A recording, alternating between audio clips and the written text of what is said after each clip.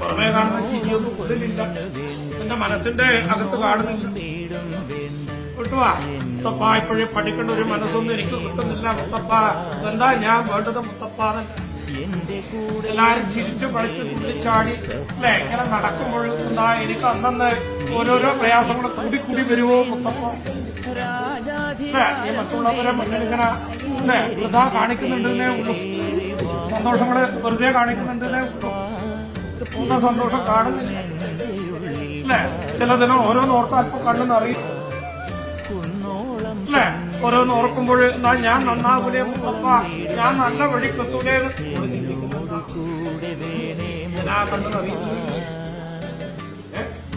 ആരുമില്ലാതെ തോന്നിപ്പോയാ,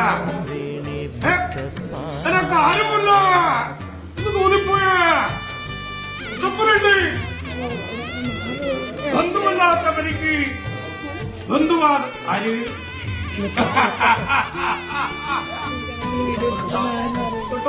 സങ്കടപ്പെടാൻ